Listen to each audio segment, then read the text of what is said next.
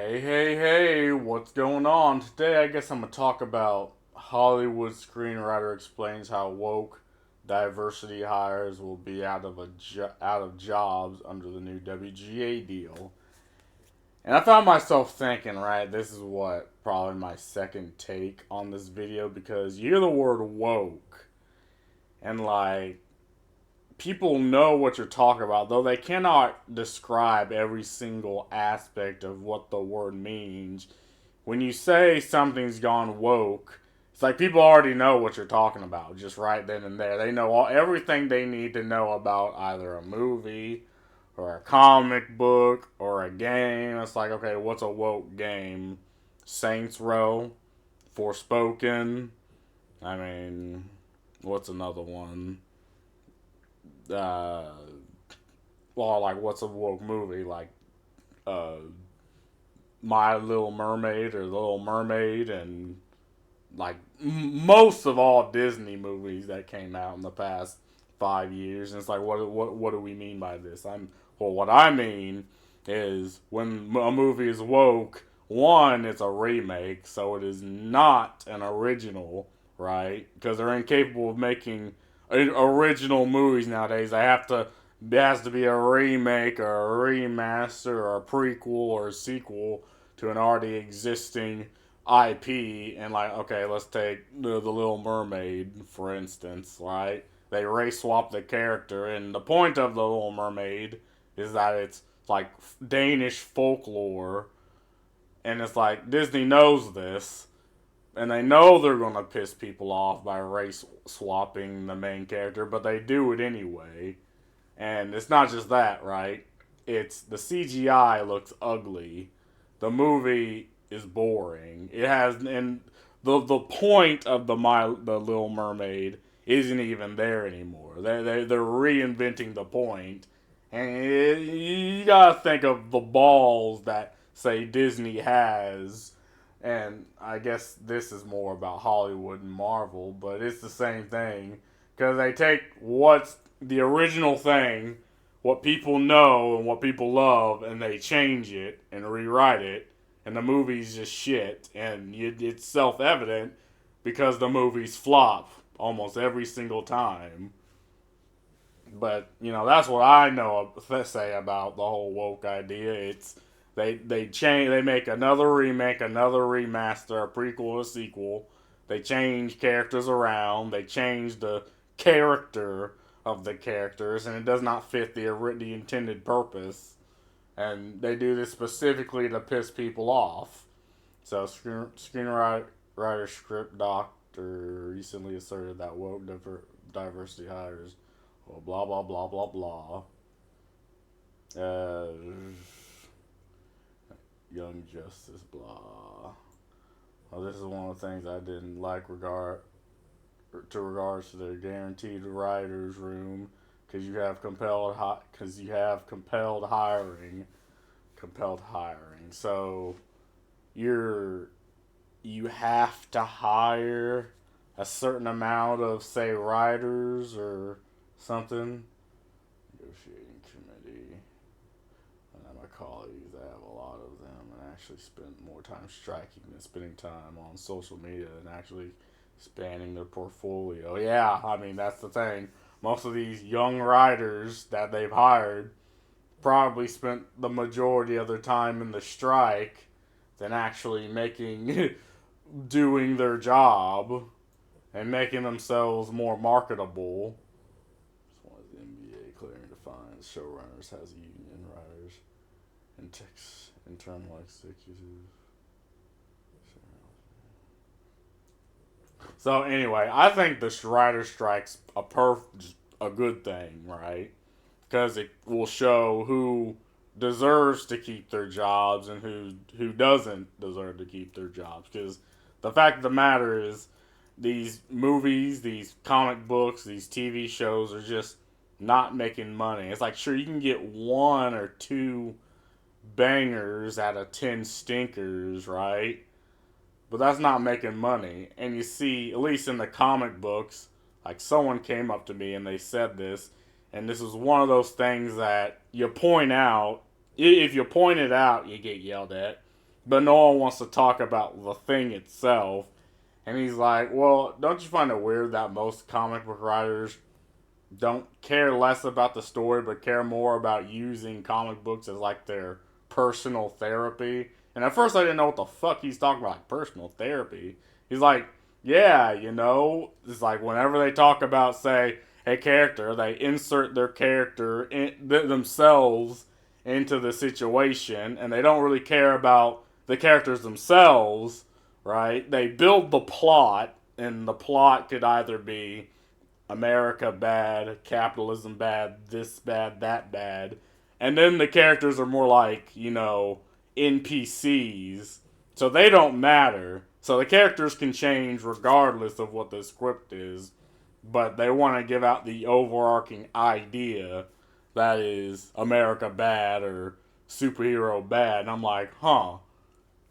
And you find that these, like, at least on social media, these comic book writers and some of the actors are kind of vindictive people. Like, they do not actually care about the fans. Like, to them, the fans, the people who like these IPs, are just, a necessary evil.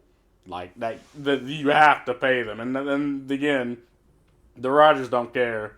They get paid and they have their job. But, again, if you're like an indie developer of like a game or like an indie dev of a comic, like the point is you have your what's the word I'm looking for? You have to be a little bit more creative. You have your creative vision that compels the story because you're not like Marvel and you're not like Disney and you're not like Hollywood who can just throw something on the market just to compete. Like you have to, you have your audience and you have your people that you want reading your shit. Like that's the point of the business. You put a product out to make money, but it's also you put your vision out there. And I think the one problem with movies and with video games is that they're only in it for the money, which okay, business, they need money, but you have games that don't come out for the next that or in production for 6 years. They get pushed back over and over and over again, and then they come out and they end up just being shit. Like Saints Row or like that Gollum game. It's like, and you wonder why. It's like, okay, because Activision, at least for video games, Activision, Bungie, EA, they're overly bloated companies that take so much money to even run the company, so much bureaucracy that they have to pay off in order to get out the game. And you have like what, one or two games coming out every month.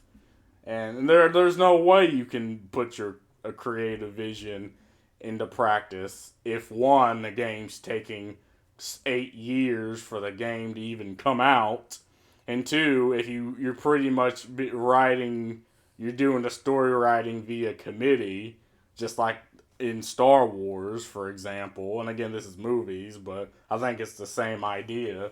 You got Disney. It's like they they write the script of the Star Wars, and it's pretty much like throwing darts at a wall. Like, okay, we have uh, they have droids and shit. Oh, we need diversity. We need this and that. And it's like if you're doing the whole plot via uh via a board of directors or via a committee, there's just no way you can get your creative freedom across. So I'm not surprised that now that I think the strike's over by now. Well, I'm not surprised some of these people who've been hired, one, off of nepotism, two, off the moral panic that's been going around in entertainment in America. I'm not surprised they're going to go. And honestly, it seems kind of mean, but fuck them. Like, let them go. Like, again, Velma, this was absolute shit, and they know that wasn't going to sell. What was that, the new He-Man? whatever. Wonder Woman, whatever. I know. Yeah, see, exactly. That's what I'm talking about. Like, they make things knowing that the majority of people are not going to like them. And not even the people that agree with the whole race swap. Again, I don't know who on earth agrees with them race swapping. Like, if you can just sit someone down and explain why this is a bad thing, I think anyone with a fully functioning frontal cortex will agree with you. It's just, you have people who only care about ideology and you're not about, say, the movies or the video games. And these people are what are in power and what are making these creative decisions. What the fuck? Oh, yeah, this was that Star Trek Discovery that was trash. This was. What the fuck is that? Lucy, you okay? That's my dog frantically panting because I have to turn the fucking fans off whenever I'm doing this, or you're gonna hear this. Like you're gonna hear this. You want to hear this throughout the whole movie, throughout this whole recording. Well, you're about to because Lucy's getting hot. F's in the chat. There you go, Lucy, you little fatty. So anyway, it was the Lord of the Rings, the Ring of Power. Yeah, again, this was yet another flop. Like, they're coming out with all these flops. I really wish it would not do this. That goofy ass Cleopatra movie on Netflix. That, again, nobody watched. So again, this is what happens. Like, I wish, it's always sucks when people lose their job, but when they're hired, say, off diversity initiatives, but they don't actually know how to write, or like if you look on comics, if the art style is just disgusting, it's like, well, what do you expect is going to happen? Let's read the comments. I scrolled a little bit down, but then it started asking for some goofy shit. It's hard to say how the end result will go. I really hope Script Doctor and whoever are right in being positive about the final negotiation agreement, but considering the last almost decade has been a rough one with a lot of creatives that I used to respect completely losing their credibility. Yeah, dude guy completely understands. Like, I find it hard to believe. Yeah, I mean, a lot of IPs that you used to like, you would watch when you were younger are now going to shit. That's exactly what's happening. The real problem is that companies like Disney have creators, and those creators have ESG requirements. Yes, dude, this is exactly what the fuck I've been talking about. The whole ESG thing, but, I mean, not many people understand or care about the whole ESG thing, so I'm not really going to go into it. The short version is, it's ESG is pretty much a investment fund. Like, if you have a certain ESG score, it's pretty much free money, and it can go anywhere between up to like trillions of dollars. So, if you shovel trillions of dollars into Disney's face, again, they're going to care more about the ESG than they're going to care about, I don't know, putting out a product that people actually want to see and actually want to buy. Like, they're trying to bypass you and me, the consumer, and they're trying to get that sweet ESG money. If Disney doesn't meet those requirements, then the impact of the amount of cash they have for financing and paying debts. Yeah, again, Disney is a idiotically overbloated company, and they're going to keep growing. And again, they have to, like BlackRock and Vanguard need to be sued into oblivion. Well, again, they're investment funds. Like any other investment, people put money into them and live off the dividends. Sounds too good to be true. They won't stop threatening me with a good time. What the fuck?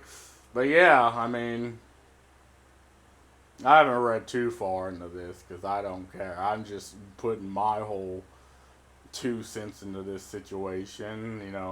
I think again, the people who were hired off diversity initiatives due to the moral panic, but have absolutely nothing to show or add absolutely zero to the company. All they do is take away money. I mean, it's unfortunate, but you know, they gotta go. Hate to see it happen, but it has to eventually. So that's all I gotta say. See ya.